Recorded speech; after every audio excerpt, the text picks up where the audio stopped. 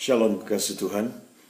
Pagi hari ini saya ingin berbicara tentang the healing of the nation. Kesembuhan bagi bangsa kita. Setiap bulan Mei seperti ini, setiap tahun bangsa kita diingatkan kepada sejarah kelam di bulan Mei 16 tahun yang lalu. Di mana tentunya ini sebuah peristiwa yang menjadi sejarah kelam bagi bangsa kita sebagai sebuah bangsa. Sebuah corengan hitam dari sisi hak asasi manusia. Karena ada ratusan orang yang mengalami trauma sampai hari ini dan terluka oleh mengalami penjarahan. Khususnya etnik tertentu, suku tertentu, bahkan agama tertentu di bangsa kita. Dari waktu ke waktu saya masih berjumpa dengan orang-orang yang menjadi korban perkosaan. Masih ingat dalam pikiran saya ketika saya di Amerika dan melayani dalam sebuah jemaat di Amerika, di California. Dan berbicara dengan seorang anak gadis yang ketakutan luar biasa dan masih trauma oleh karena rumahnya dijarah. Karena peristiwa perkosaan yang sangat kejam itu terjadi pada tahun 98 bulan Mei. Dan saya sendiri masih ingat peristiwa tersebut. Bukan hanya dari surat kabar, bukan hanya dari TV, tetapi saya sendiri sempat berangkat ke Jakarta untuk menjemput adik ipar saya yang terjebak di Jakarta karena bekerja di Jakarta, di sekitar Roxy. Saya berangkat malam dari kota Salatiga dan bersama dengan seorang sahabat dan juga sopir. Dan semalaman kami kendarai mobil dan tiba ketika hari masih gelap dan subuh di kota Jakarta langsung menuju Roxy, di mana masih segar dalam ingatan saya. Jakarta dalam kondisi yang sangat mencekam. Bangkai mobil berserakan di mana-mana, mobil yang hangus terbakar, dan bangunan-bangunan yang terbakar, ban-ban yang dibakar di jalan-jalan. Dan dengan cepat-cepat hari itu, saya langsung rescue dan membawa lari adik ipar saya yang bekerja di Jakarta dan membawanya kembali ke Jakarta. Karena takut untuk keluar dari tempat kos, dalam kondisi yang sangat mencekam. Kita harus akui bangsa kita bangsa yang terluka. Bangsa kita bangsa yang dalam kondisi yang sakit. Bukan hanya secara rohani, bangsa kita sakit karena terputusnya hubungan dengan Tuhan, sang sumber kehidupan. Tapi sakit secara jiwa, sakit secara karakter, dan sakit secara moral. Dan hari-hari ini tentunya peristiwa-peristiwa yang mulai terekspos dan secara khusus peristiwa-peristiwa pelecehan seks yang terjadi dalam dunia pendidikan kita yang memang seperti tip of the iceberg atau hanya puncak gunung es saja, di mana semakin ke bawah dia semakin besar. Tapi Tuhan mencintai bangsa kita. Tuhan ingin Indonesia sembuh. Tuhan ingin masyarakat hidup dalam kesembuhan. Tetapi kesembuhan bagi bangsa kita tidak akan pernah bisa terjadi tanpa ada pengampunan.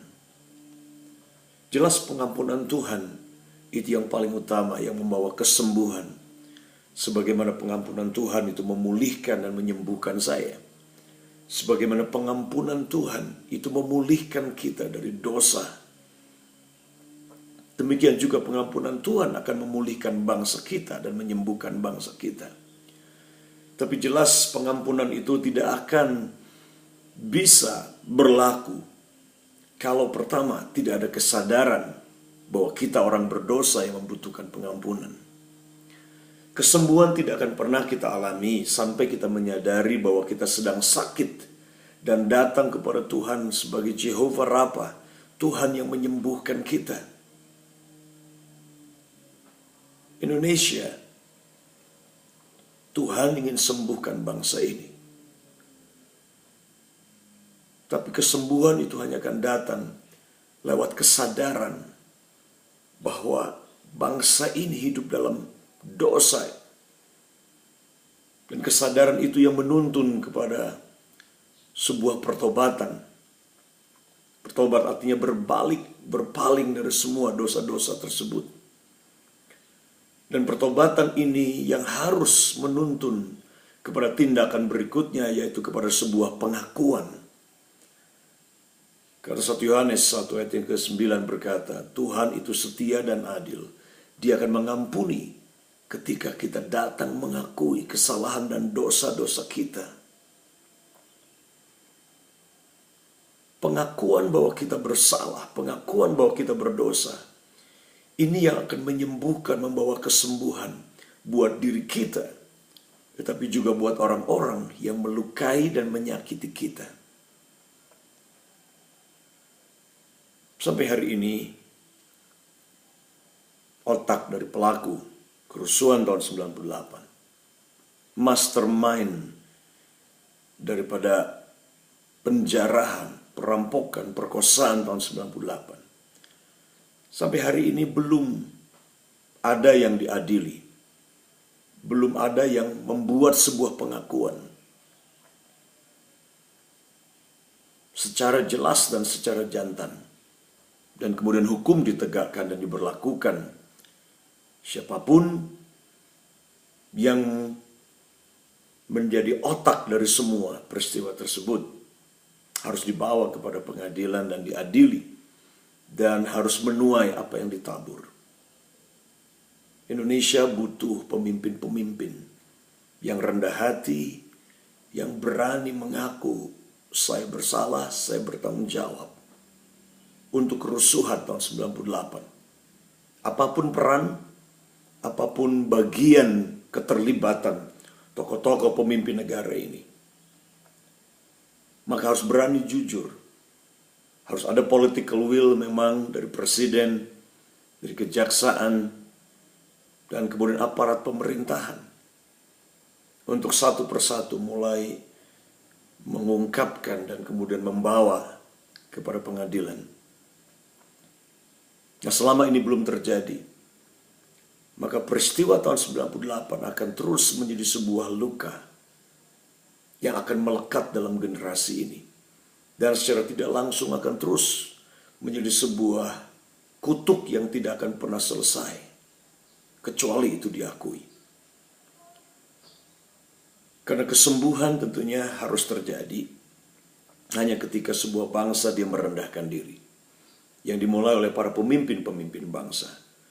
2 Tawarik pasal 7 ayat 14 katakan, jika umatku yang disebut dengan namaku merendahkan diri, mencari wajahku, berbalik dari jalan-jalan yang jahat dan bertobat, maka dikatakan, I will heal the land.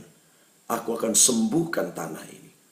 Tanah kita disembuhkan, penduduk bangsa kita disembuhkan, ekonomi, karakter, moral bangsa kita disembuhkan. Hanya terjadi ketika umatku, kata Tuhan, yang dipanggil dengan namaku merendahkan diri. Gereja Tuhan di Indonesia punya tanggung jawab ini di hadapan Tuhan. Saudara yang menjadi korban kerusuhan tahun 98, keluarga yang kehilangan anak-anak mereka sampai hari ini, atau etnik tertentu yang mengalami tokomu dijarah. Mungkin ada anggota keluargamu yang mengalami korban pelecehan seks atau bahkan korban perkosaan. Hari ini, putuskan di hadapan Tuhan secara pribadi untuk melepaskan pengampunan bagi bangsa kita, bagi pemimpin-pemimpin di negeri ini yang bertanggung jawab. Karena itu penting bagi dirimu. Penting bagi dirimu untuk kamu sembuh dari peristiwa itu. Penting bagi dirimu untuk mengalami kesembuhan secara emosional, secara roh. Sehingga itu tidak menjadi sebuah penjara. Ingat pernyataan dari seorang pemimpin hebat dari Afrika Selatan, yaitu Nelson Mandela. yang berkata dalam perjalanannya keluar dari pintu gerbang penjara, dilepaskan setelah 20 tahun lebih karena diskriminasi gender, karena dia kulit hitam, mengalami penyiksaan. Dia keluar dari penjara dan dia menoleh dan berkata, aku harus melepaskan pengampunan. Aku melepaskan kebencian dan sakit hatiku kepada orang-orang dan pemimpin-pemimpin yang memenjarakan aku. Kalau tidak, secara fisik aku akan keluar hari ini. Tetapi secara jiwa dan secara roh aku akan tetap ada dalam penjara ini. Mengampuni bukan hanya akan membebaskan dirimu dari penjara jiwa dan penjara roh. Tetapi keputusan ketika engkau mengampuni, itu akan melepaskan orang-orang yang melukai, menyakiti. Oleh karena itu, ini menjadi gerakan nasional bagi kita sebagai gereja di bangsa ini. Yuk secara korporat berdoa bagi bangsa, lepaskan pengampunan bagi pemimpin-pemimpin bangsa kita. Dan selanjutnya, pengampunan kita itu yang akan menyembuhkan orang-orang yang terlibat menjadi otak atau pemimpin-pemimpin di bangsa kita, yang menjadi otak yang membiarkan atau terlibat langsung memberi perintah kerusuhan, penculikan, perkosaan, penjaraan tahun 98 itu. Supaya mereka pun sembuh. Karena ketika melepaskan pengampunan, kita sembuh yang pertama. Tapi mereka pelaku-pelaku itu juga disembuhkan. Yang akan menuntun mereka kepada kerendahan hati, pertobatan, dan pengakuan. Sehingga mereka pun disembuhkan karena mereka mengakui. Dan pengampunan dari Tuhan, pengampunan dari kita sebagai gereja, itu akan membawa kesembuhan dan pemulihan bagi mereka. Mari kita berdoa buat Indonesia. Kita tidak ingin tentunya pemimpin-pemimpin yang terlibat, yang belum membereskan dan rekonsiliasi dari kesalahan yang mereka lakukan tahun 98. Itu memimpin bangsa kita. Siapapun itu. Ini waktu buat Indonesia baru, pemimpin baru di Indonesia. Yang lepas dari dosa dan kesalahan masa lalu. Khususnya kasus 98 dan kasus-kasus yang lain. Minta belas kasihan Tuhan dan pengampunan Tuhan. Khususnya sampai 9 Juli ke depan. Mari satukan hati berdoa. Lepaskan pengampunan.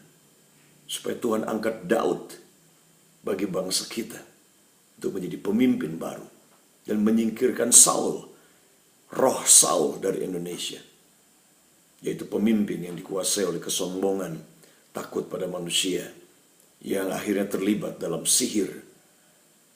Kita berdoa untuk pemimpin yang punya hati seperti Daud, itu akan memimpin bangsa kita dan Tuhan akan angkat orang ini. Mari berdoa buat Indonesia. Karena Tuhan ingin Indonesia disembuhkan. Dia Jehovah Rabbah bagi dirimu, bagi gereja, bagi Indonesia. Secara keseluruhan dari Sabang sampai Merauke. Tuhan sembuhkan bangsa kita. Tuhan Yesus memberkati kita.